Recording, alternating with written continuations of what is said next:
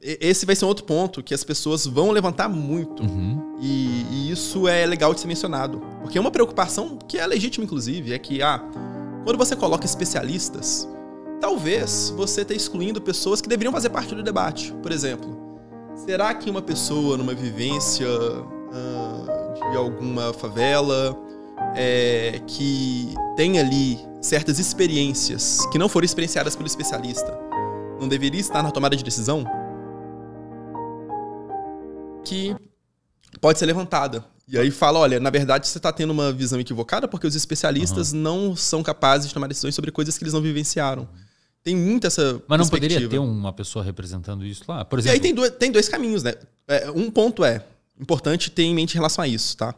É que as pessoas, elas acreditam que simplesmente o cara que nós chamamos de especialista, ele está totalmente alheio ao que as pessoas vivenciaram.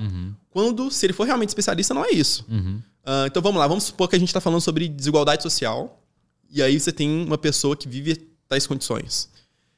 Nesse caso, o representante que é especialista, ele deveria ter um conhecimento amplo, não só da vivência daquela pessoa, mas de todos aqueles naquela comunidade. Então, a ideia é que ele tenha um olhar amplo sobre aquilo. E por que é tão importante o olhar amplo sobre cada uma dessas vivências? Porque as vivências, por si só, elas criam vieses. Então, Wesley, por exemplo, eu tenho uma vivência como uma pessoa negra. Eu vivenciei certas coisas que só negros vivenciam. Só que eu não tenho, apenas a partir da minha vivência, uma ideia do quão representativa ela é. Por isso que você tem alguns negros que tiveram vivências extremamente ruins e que pensam que qualquer branco é racista, por exemplo, né? Tem uma visão mais extrema.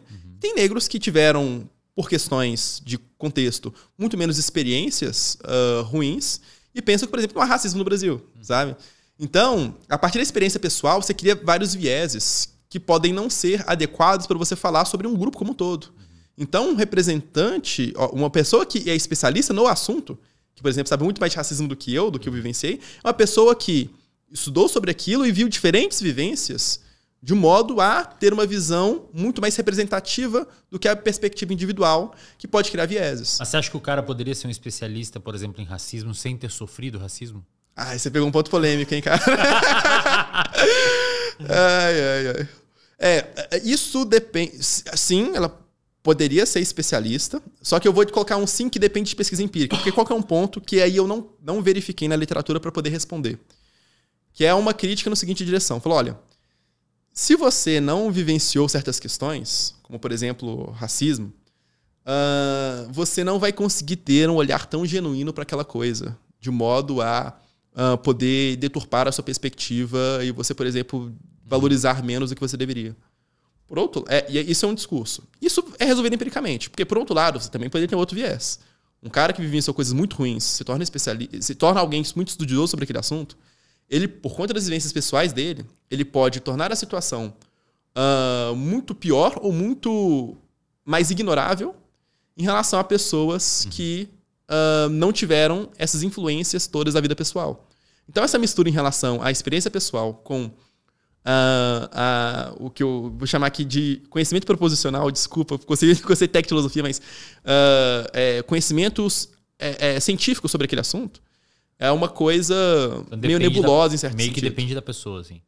Depende você acha que a pessoa que sofreu racismo e ela é um especialista acadêmico sobre racismo, algumas, digamos, 100 pessoas que sofreram racismo e são especialistas acadêmicos sobre o assunto, você acha que algumas dessas pessoas pode ser que ter sofrido o racismo até meio que, entre aspas, envenene a visão dela sobre o assunto? A depender da situação, se foi muito extrema.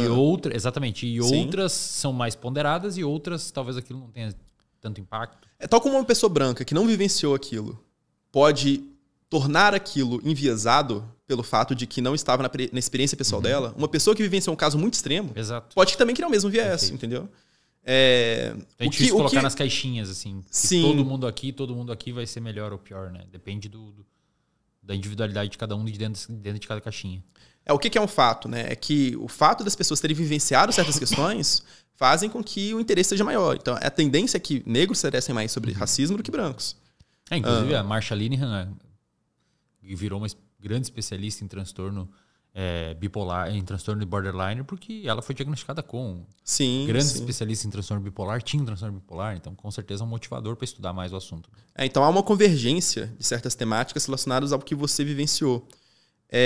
Mas eu falo assim, de peito aberto aqui. Uma pessoa branca que foi adequadamente que estudou adequadamente sobre racismo, por exemplo, e que, nesse caso, tenta tomar cuidado para controlar seus vieses em relação ao fato de não ter vivenciado certas coisas, né? Ela conclui certas coisas indevidamente, essa pessoa provavelmente vai saber mais sobre racismo do que eu, que não estudei sobre o assunto. Do que você, que é negro. Exatamente, isso. Ela não terá um conhecimento... a gente tem o conhecimento que a gente chama de quê, e o conhecimento... Não sei se seria um conhecimento como, mas ela não teria o conhecimento de vivência, mas o conhecimento proposicional é razoável. Uhum. Ela sabe de dados e sabe de situações. Se ela ainda atua como pesquisador de pesquisa de campo, que ela pôde falar com pessoas e tudo mais, né? Tem uma história, uma trajetória nisso daí. Ela é melhor para falar desse assunto do que eu. Polêmico isso aí que você tá falando aí, cara. Outro corte. Polêmico isso aí que você tá falando aí. Mas eu concordo, cara. Eu concordo da mesma forma que eu concordo que uma pessoa que estudou a vida inteira e fez pesquisas quantitativas e qualitativas, descritivas, falando com pessoas que tentaram cometer suicídio, por exemplo, muito provavelmente vai saber mais sobre suicídio do que uma pessoa que efetivamente tentou.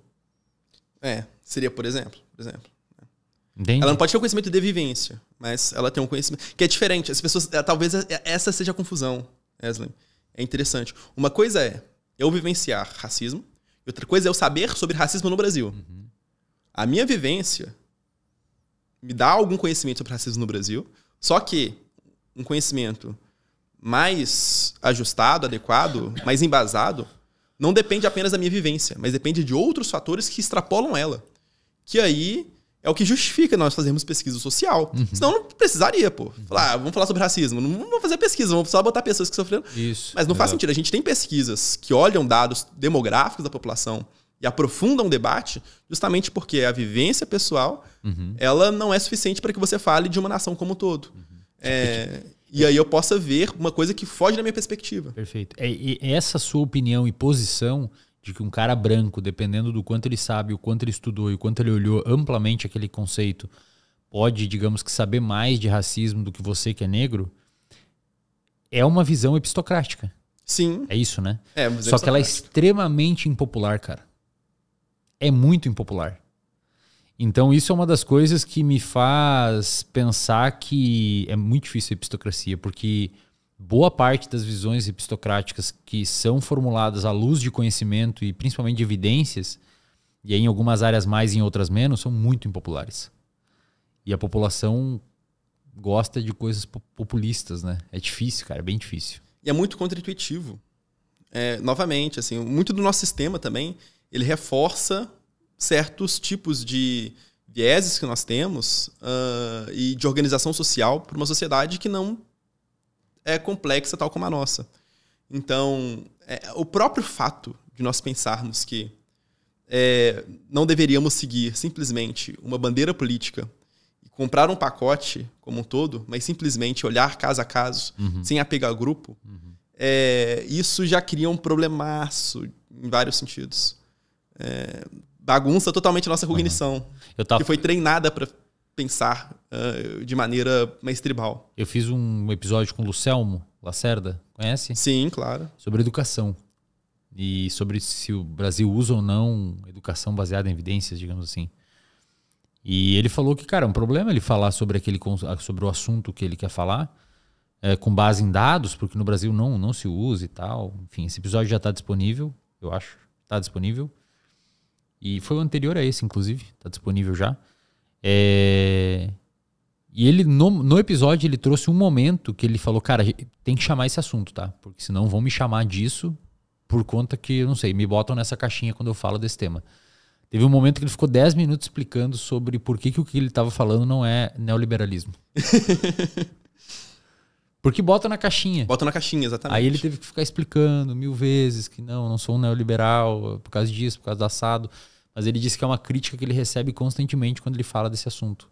E veja só que Acho curioso. que é por causa dessas caixinhas, né, que a pessoa vai... Por que a preocupação dele falar que não é neoliberal? É porque já se pressupõe, pro cara que tá preocupado com o neoliberalismo, que a coisa é intrinsecamente má. Então, se é neoliberal é ruim. Veja que perverso que é, né? Tal como você chamar alguma coisa de socialista, isso é socialista e tal. Porque já pressupõe que é ruim. E isso já é um sintoma claro de uma coisa que a gente também é interessante mencionar, que as pessoas não pensam nos efeitos colaterais da democracia. Esse é um dos grandes efeitos. A democracia divide as pessoas. Eu passo a deixar de me relacionar com você, enquanto Eslen, porque você defende bandeira política X ou Y. Que é curioso, muitas vezes você tem a mínima ideia sobre essas coisas boas. Eu não tenho a mínima ideia e eu deixo de falar com você por conta disso, cara. Isso é bizarro, a gente briga. Bizarro, é assustador. É loucura, é loucura. É assustador. E eu vinculo, além de tudo, muitas coisas que nem possuem relação de fato com certas bandeiras políticas, mas que muitas vezes são convenientes para você conseguir capturar um certo público.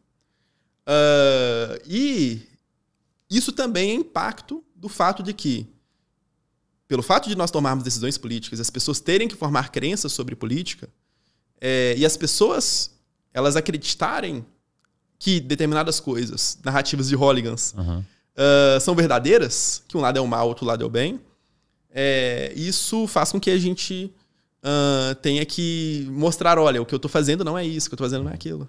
E esse sistema tribal que você comentou, ele tem todo um background neurobiológico. Nós temos uma propensão muito natural em separar o mundo entre nós e eles. É neurobiológico e provavelmente foi selecionado durante o curso da evolução para perpetuar os genes, porque aqueles sujeitos que se emblocaram, se amalgamaram dentro de um grupo, eles tiveram uma maior chance de sobrevivência e perpetuação do gene, né? Cara, e você ainda pensa que a galera, além de tudo, tem um apego muito grande à figura política. De modo que, apesar da galera não se sentir representada pelo Congresso, por exemplo, né? E aí, um modelo nosso como presidencialismo, você consegue ainda personificar isso em algumas pessoas. Perfeito. O político, que é totalmente incompetente, vira quase um semideus. E isso é extremamente curioso e bizarro. Né? Porque a pessoa que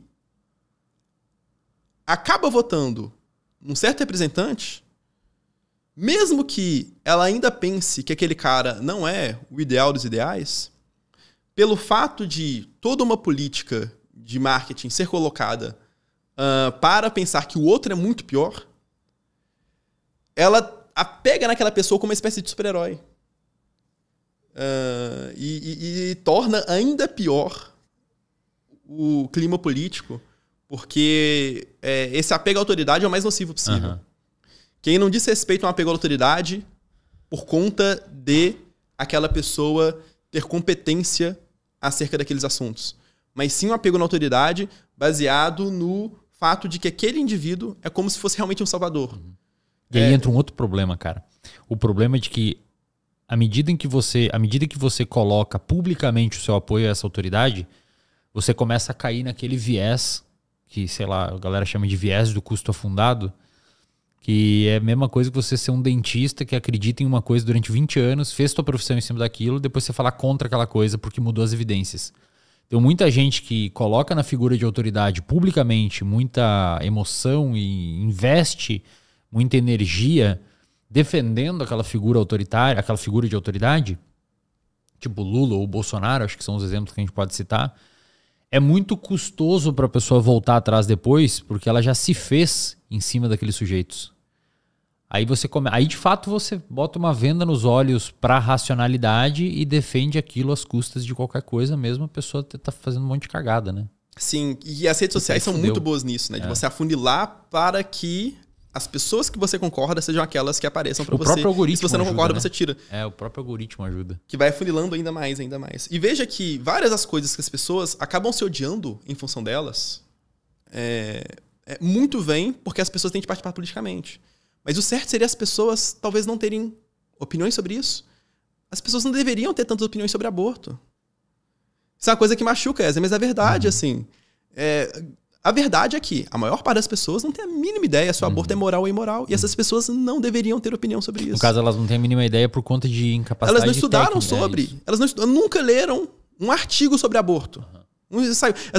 Essas pessoas nem sabem, Wesley, que aborto é uma temática de ética prática, que nós temos teorias filosóficas. Se pedir para a pessoa cita uma teoria filosófica sobre o dever relacionado a qualquer momento da história da filosofia. Essa pessoa não vai saber. E é com base em certas posições morais que nós deliberamos em relação a se algo é permissível ou imoral. Mas você acha que a pessoa não ter opinião sobre o aborto não seria uma censura à liberdade de expressão da pessoa? Tá, vamos lá. Eu tô fazendo o advogado aqui. Sim, é interessante isso, é interessante. Porque isso é uma coisa que confunde as pessoas. Uma coisa, Wesley, eu virar o seguinte e falar pra você. Wesley, o correto seria você não jogar lixo no chão, tá? Outra coisa é eu virar e falar com você, Wesley, você vai ser preso se você não jogar lixo no chão. Veja que mesmo você não sendo preso, mesmo que eu não tomando uma medida via Estado, não significa que não seja correto certas coisas. Existe uma diferença entre ser imoral e ser crime. As coisas que são crimes são orientadas por aquilo que é imoral ou não. Mas, por outro lado, depende muito da efetividade do crime. Eu posso impedir com que as pessoas, né, eu cerceie a liberdade de expressão das pessoas para falar sobre certas coisas, só que isso não tem um impacto positivo. Então tudo depende dos impactos. É mais complexo quando você leva para esse lado de criminalidade.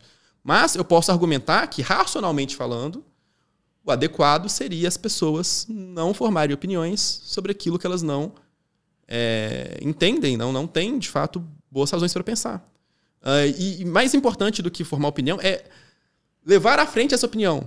É você argumentar com outras pessoas em prol da sua visão que você nem tem boas evidências de que é verdadeira e ainda deixar de falar com outras pessoas que discordam de você, que é mais extremo ainda. Isso realmente é bizarro. Isso realmente é bizarro. Natal de família fica muito estranho, né, em época de polarização política. Cara, e desce isso pra tudo. Aborto, as pessoas não têm a mínima ideia se é razoável ou não. Liberação de armas, as pessoas não têm ideia. E vai pegando porque várias pessoas têm opiniões sobre isso, né? Eutanásia é menos discutida aqui no Brasil, né? Mas ainda um ponto. Cara, a galera... Discriminação de droga, né? Discriminação de droga. A galera milita de forma incisiva sobre reforma da Previdência. Cara, se reformar a Previdência é uma temática que... um cara que se especializa sobre esse assunto, ele já fica com muito pé atrás, porque são tantas nuances, é tanta incerteza, sabe? A galera não percebe, é muita incerteza, sobretudo em áreas como ciência econômica. E o cara, ele milita como se fosse a coisa mais óbvia do mundo, de que um lado tá correto e o outro lado tá errado, como se fosse uma questão de 2 mais 2 é igual a 4. Mas é que a gente forma tem com uma também... confiança maior do que a confiança uma confiança tão grande como a confiança de que eu tô vendo uma mesa aqui na minha frente. Mas é que a gente tem também, além dessa propensão natural de se amalgamar em grupos, que o nosso cérebro tem até neurotransmissores envolvidos com isso, não é o momento agora de falar sobre isso, mas a gente também tem a propensão natural de ver o mundo de forma maniqueísta. É o certo ou errado. Não existe uma nuance, não existem nuances e, portanto, a gente não computa elas direito. É o 880.